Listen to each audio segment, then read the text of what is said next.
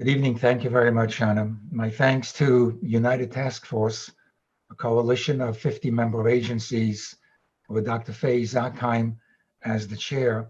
And Ohel has been a proud member of the United Task Force since its inception. Also, I'm very pleased this evening to be presenting together with Cheryl Friedman, co-director of Sovi Helpline, and Shanna Friedman, executive director of Shalom Task Force. And thanks also to the Jewish Board for being involved in organizing this evening.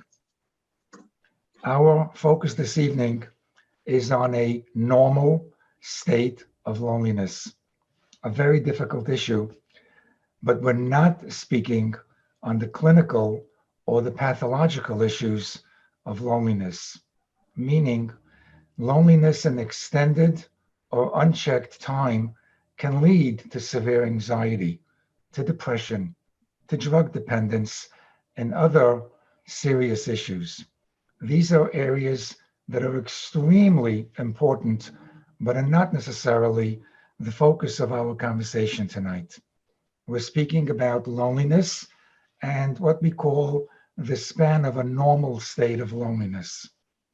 So let's begin with a few questions. Can a person be busy all day and suffer and experience loneliness?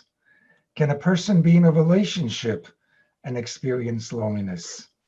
Can a person be surrounded by people and experience loneliness and be lonely?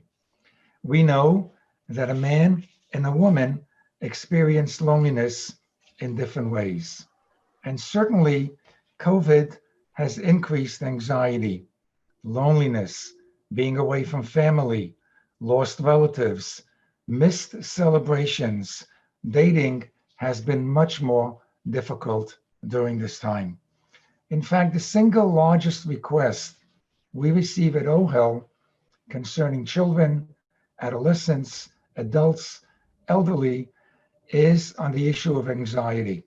And loneliness can also lead to anxiety. So let's get a basic definition of loneliness.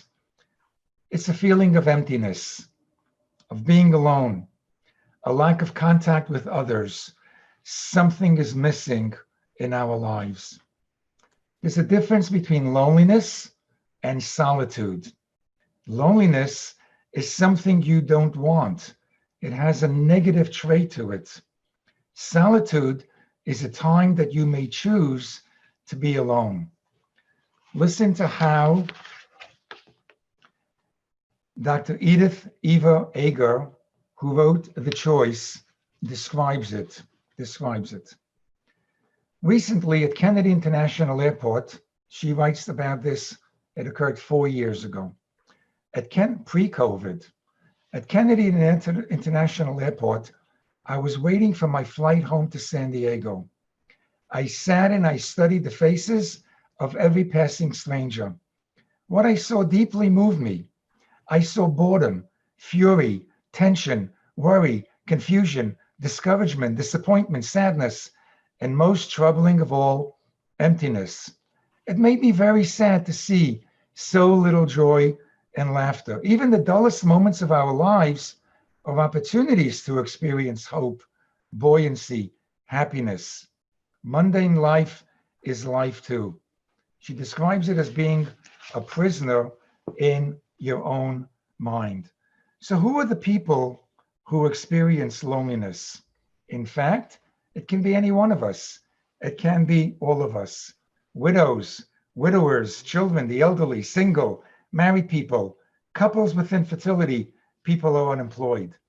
Children have experienced much loneliness during COVID, remote learning, away from friends, away from the normal routines. The elderly, those that are home alone, especially those in nursing homes, have visitors that are very rare. A recent study stated that 76%, 3 of every 4 people in nursing homes reported being very lonely. Not a surprising number at all.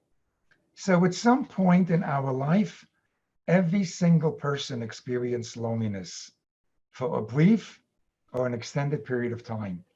In fact, 25% of people report not having one close friend to share information or time with.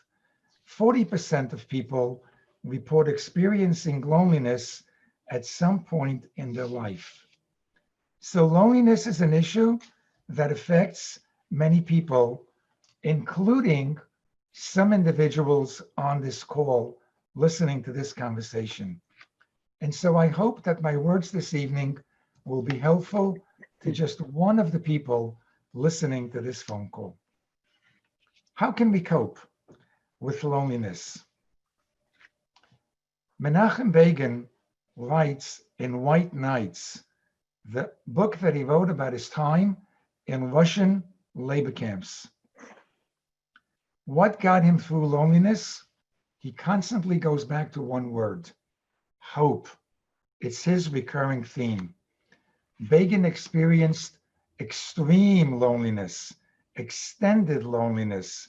His hope was his constant companion. Hope is the opposite of yeish, of hopelessness, of giving up. Hope is what got Menachem Begin through a most difficult period in his life. We know that many, many famous people experienced loneliness. Adam HaRishon experienced loneliness when he was banished from the Garden of Eden. Noah experienced loneliness when he came out of the ark. Rabbi Mordechai Stern, my Rav in the shul, explained recently that Noah came out of the ark and exclaimed to God, Hotzia mimasker nafshi, take me out from my confinement, relieve me of the pain in my soul. Churchill, Napoleon, there's so much written on loneliness of leadership amongst Fortune 500 CEOs. And we occasionally see pictures of presidents surrounded by advisors, but they seem to be alone. There's a famous picture of John F. Kennedy in a decision when he had to make about the Cuban Missile Crisis in a room full of people, yet he was the only one standing there. There are times that you can be with many, many people, but you feel alone. The decisions are very weighty, or actually you don't necessarily want anyone in the room except yourself. But it's hard to tell everyone, okay, everyone have a good night. Thanks for coming. Goodbye. I'd rather be alone right now. Do you want to know who experienced loneliness? Hashem, God. God experienced loneliness. The world is familiar with God visiting Avram Avinu, Abraham, when he was 99 years old, when he was circumcised. It's a world story that everyone subscribes to, and where we learn the concept, the mitzvah, the good deed of visiting the sick. Abraham was circumcised, God came to visit him, the angels came to visit him, and this is where we learn the importance of visiting the sick. The Navi, the prophet Isaiah, describes when God visited Abraham that he felt lonely. God felt lonely. Isaiah states, Ish Esraelu Yazoru Uliyachiv Yomer Chazak. A person should help his friend, strengthen his brother, take courage. It was God that came to Avram Avinu, to Abraham, to help his friend. So we understand from there the importance of connection, of reaching out to a friend. Rav Soloveitchik, the Rav, writes that God sought out Abraham, that God sought out Avram Avinu 24 years earlier than that story, when Avram Avinu was recuperating when he was 99 years old. Rav Soloveitchik writes that when Avram Avinu was 75 years old, Hashem, God, visited Abraham. Rav Soloveitchik describes it, the reason that God sought out to visit Abraham is because he was lonesome. I'm quoting Rav Soloveitchik, that Hashem was lonesome to find a companion to talk to. Just let's absorb that for a minute. God was lonesome. God experienced loneliness. It's an existential concept. Nevertheless, maybe it can help us understand some issues about loneliness. So let me do a very major segue and talk about two personal experiences of loneliness in my own life. It's not fair to talk to others about what the research says, about what the good book says, without also recounting some personal experiences that make this real.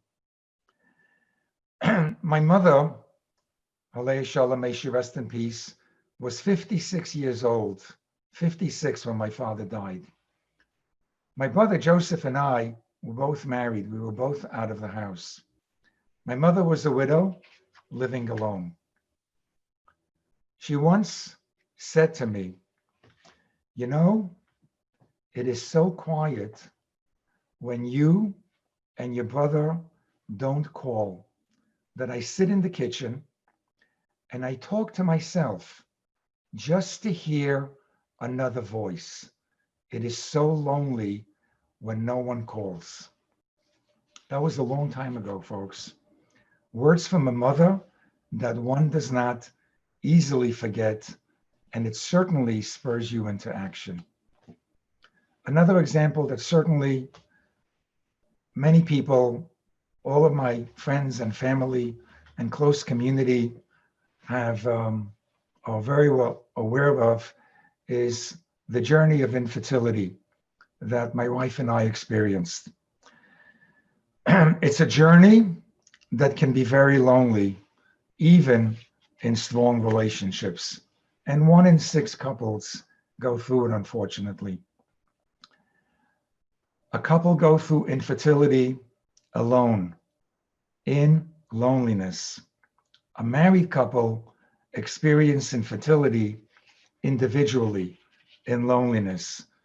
As I said, a man and a woman go through loneliness in very different ways. There are many, many times that you are physically alone, that you are emotionally alone, even if you're surrounded by many people. And people who experience infertility could be surrounded by 50 or 100 or 200 people in a shul, in a synagogue.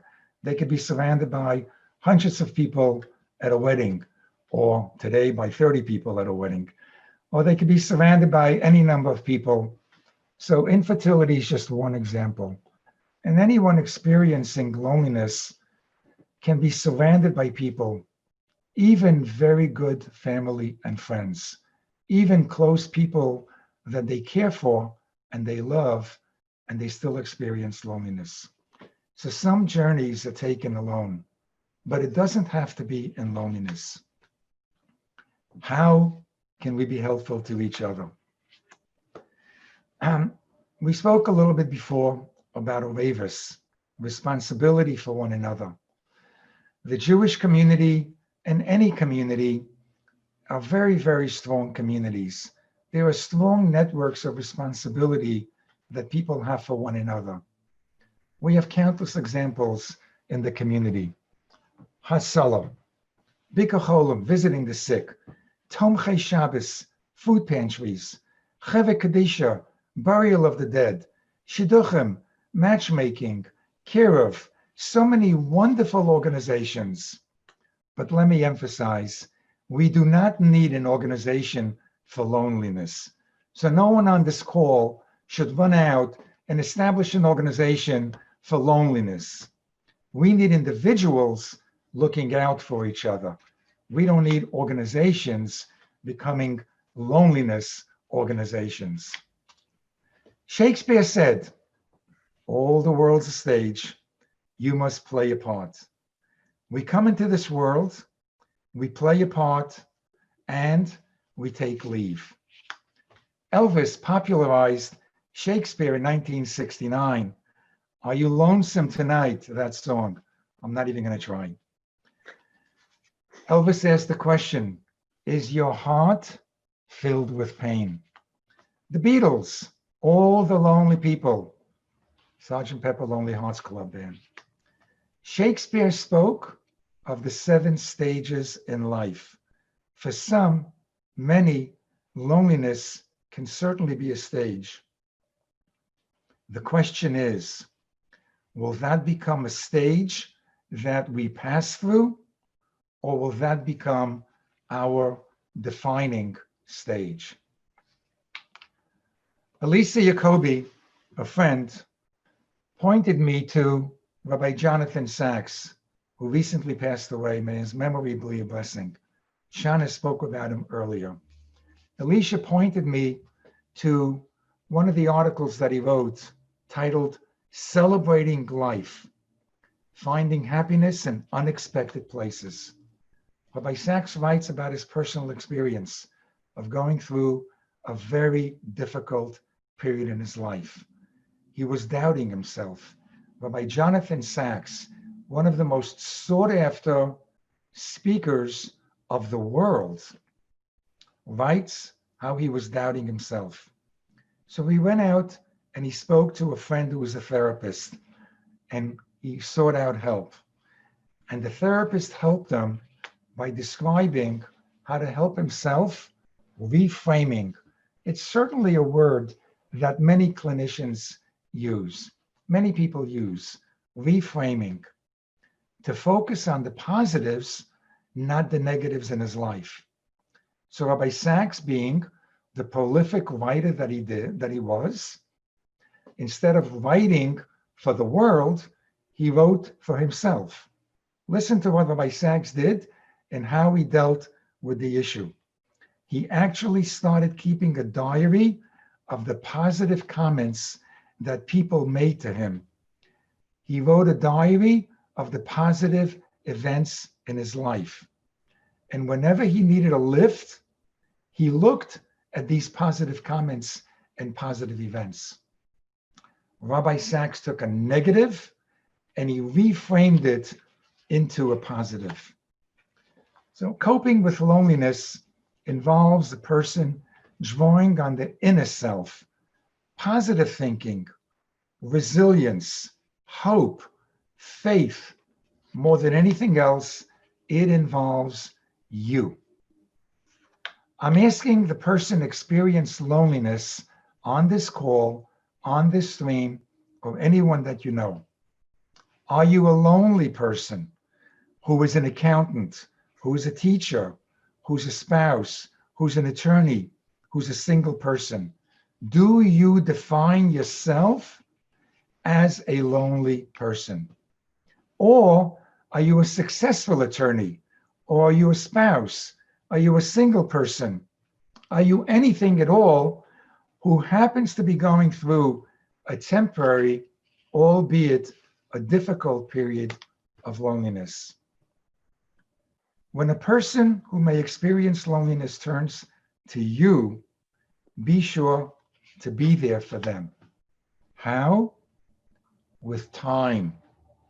When speaking with someone who you know is lonely, be empathetic, not sympathetic. Recall your own experiences of loneliness. Who does not have some experience where they were going through some lonely time, some lonely situation? But be quiet and listen. Don't tell them your own experience about loneliness, whatever you are going through, unless they ask. This is a time for your friend to talk. It's not a time for you to talk. So listen, assist, support. Don't be a therapist. And don't make that person your project. Don't make him a project. I'm going to get them out of their loneliness. I'm going to take care of them. I'm going to be sure that they're no longer going to be lonely. Don't make him your project. Follow their lead. Listen. Sometimes that's all you have to do. So what can you take away from this conversation? That one person I'm speaking to tonight, that hopefully the words can make a difference. What is it that we can take away from the conversation? Number one, know that you're not alone. Experiencing loneliness is normal. Number two, we need to respond to it. We cannot let it linger. We have to be conscious of it. Number three, Menachem Begin believed in the future.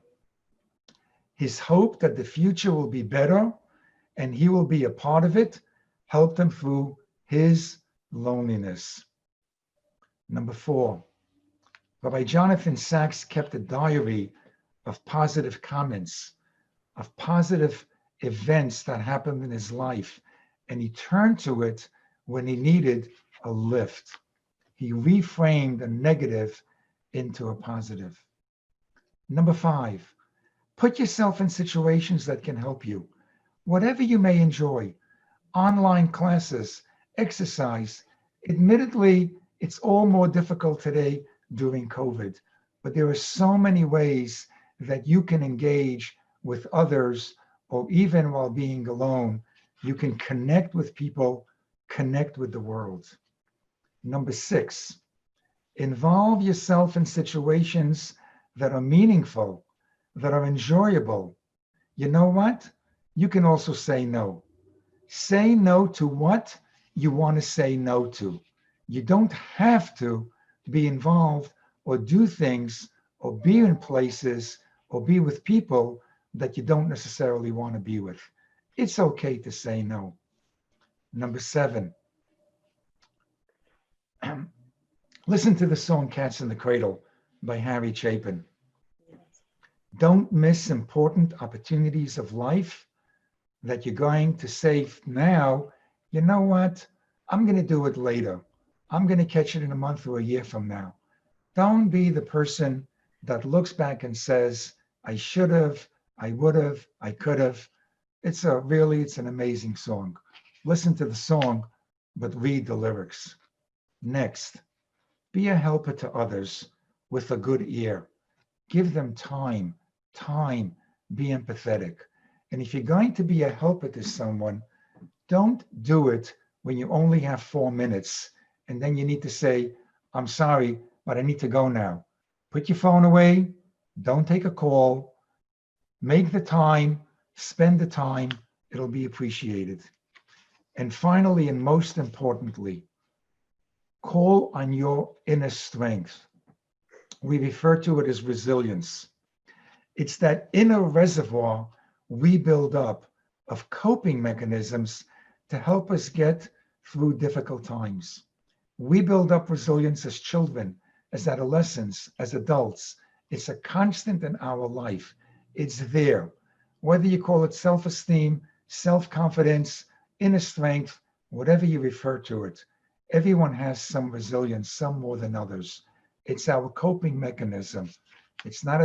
I'm not referring to a defense mechanism. I'm talking about a coping mechanism.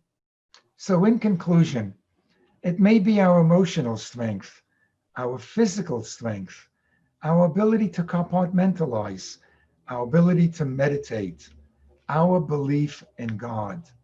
Most importantly, it's our belief in ourselves that could help us get through a period of loneliness. Thank you very much.